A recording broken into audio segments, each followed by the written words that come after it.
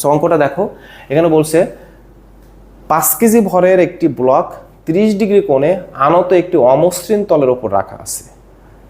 5 KG ভরের একটি block 30 degree কোণে আনত একটা অমসৃণ তলের উপর রাখা আছে। আমি বারবার বলছি যে এই যে অঙ্কগুলো করার সময় তোমরা সব সময় চিত্র এঁকে করার চেষ্টা করবে। যত বেশি, দেখো আমি একই চিত্র এই ক্লাসটায় কতবার যে আঁকছি তার কিন্তু ঠিক নাই। কেন আঁকছি? তোমরা যাতে ফ্রিকশানে কোনো ধরনের ভুল না করো। আমি যদি এতবার আঁকতে পারি, তুমি কেন পরীক্ষার সময় বা তুমি কেন প্র্যাকটিস করার সময় আঁকতে পারবে না? সো দেখো 5 কেজি ভরের একটি ব্লক 30 ডিগ্রি কোণে আনত। এখানে যে কোণটা দেওয়া আছে, এই কোণের মান থিটা, এটা সমান দেওয়া আছে 30 ডিগ্রি।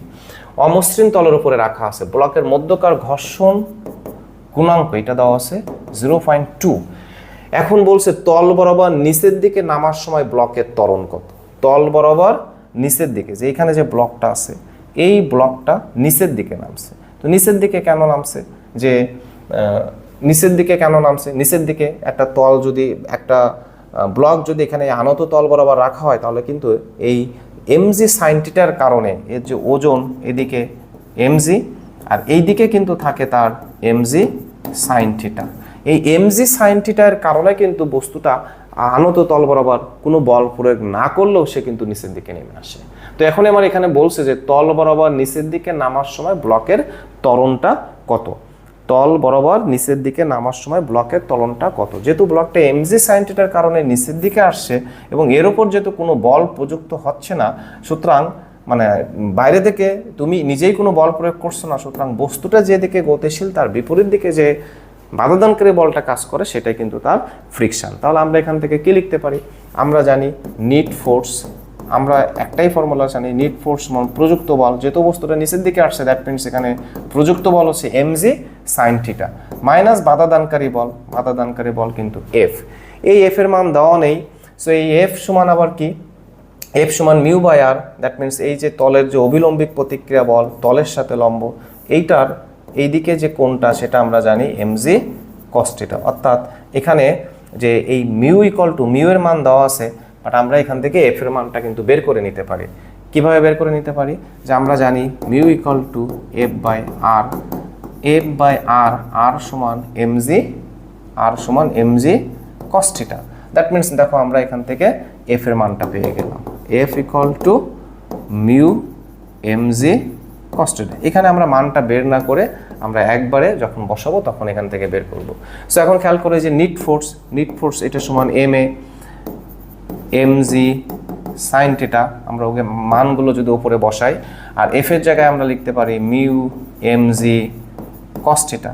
সো আমার বের করতে হবে গাড়িটার ত্বরণ, তার মানে ত্বরণ A equal to M G sine theta minus mu M G cos theta by M. So এখান থেকে খেয়াল করো যে ওপর থেকে কিন্তু আমরা এমটা কমন নিতে পারি। যদি এমটা কমন নেই তাহলে এখানে আমার আসে G sine theta minus mu G cos theta. ওপর নিচে এম, এম কিন্তু কাটা যায়। এখান থেকে যদি আমরা এমটা কমন নেই, এখন তুমি মান বসাও, মান বসালে এখান থেকে কিন্তু আমার ত্বরণের মানটা চলে আসবে। সো দেখো জি এর মান 9.8 ইন্টু সাইন থিটা এর মান 10 degree, sine 10 minus mu, mu জন্য আমাদের কত 0.2 ইন্টু জি 9.8 ইন্টু জিও কমন যেত। সো এম টাইমটা কেটে দেবো বলে আমি আর জিটা কমন নেইনি, 9.8 আর কস থিটা কস 10। সো অনেক সময় কিন্তু এই ইকুয়েশনটাও আসে যে এই ইকুয়েশনটা সঠিক কিনা, এরকম ইকুয়েশন আকারেও কিন্তু আসে এমসিকিউ এর জন্য। সুতরাং এগুলোও খেয়াল রাখবে, তাহলে তোমাদের জন্য সুবিধা হবে। তাহলে এখানে আমাদের এটা যদি আমরা ক্যালকুলেশন করি তাহলে এটা কত আসে? এটা আসবে 3.20 meter per second square. So আমি আরেকবার একটু ক্যালকুলেশন করি। জি এর মান 9.8 ইন্টু সাইন 10 ডিগ্রি, কত ডিগ্রি কোণ করে আছে, সরি সাইন 30 ডিগ্রি কোণ করে আছে, মাইনাস মিউ, মিউ হচ্ছে 0.2 into 9.8 into cos 30, 3.20 meter per second square. তার মানে আমাদের এই 5 কেজি ভরের যে ব্লকটা আছে, এই 5 কেজি ভরের ব্লকের উপর যদি আমরা 5 কেজি ভরের ব্লকটা যদি নিচের দিকে কত ত্বরণে নামবে, সুতরাং আমরা বলতে পারি যে এই ব্লকটি নিচের দিকে এত ত্বরণে এ সমান 3.20 মিটার পার সেকেন্ড স্কোয়ার ত্বরণে নিচের দিকে নামবে। সো ঘ নম্বরে দেখি আমরা কি বলছে। ঘ নম্বরে বলছে যে যদি ব্লকটি স্থির অবস্থা থেকে যাত্রা শুরু করে তাহলে তলের উপর 10 নিউটন দূরত্ব অতিক্রম করে, তবে এর শেষ বেগ কত হবে। আচ্ছা, এখন ব্লকটি স্থির অবস্থা থেকে যাত্রা শুরু করছে, যেহেতু ব্লকটি স্থির অবস্থা থেকে যাত্রা শুরু করছে তার মানে তার আদিবেগ কত, 0। 10 মিটার দূরত্ব অতিক্রম করার পরে এর আদিবেগ, আমরা এখন আর চিত্রটা গ নম্বরে যেহেতু আসছি, এর আদিবেগ হচ্ছে আমাদের 0।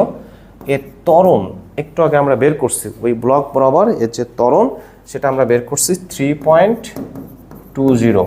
গ নম্বরে আমরা যে ত্বরণটা বের করছি, আমার কত দূরত্ব অতিক্রম করছে, এস দূরত্ব অতিক্রম করছে। এখানে কত মিটার এস দূরত্ব অতিক্রম করছে, 10 মিটার দূরত্ব অতিক্রম করার পরে তার শেষ বেগ কত হবে। সো এই ডাটাগুলো আমার এখানে দেওয়া আছে।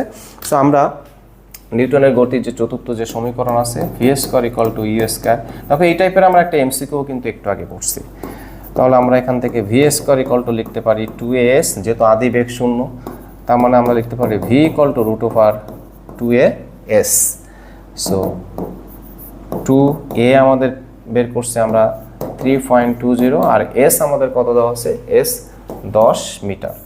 সো দেখো এটা আমরা এখন যদি ক্যালকুলেশন করি কত আসে, 2 × 3.20 × 10 √64 থাকে, সেখান থেকে 8, অর্থাৎ v ইকুয়াল টু 8 মিটার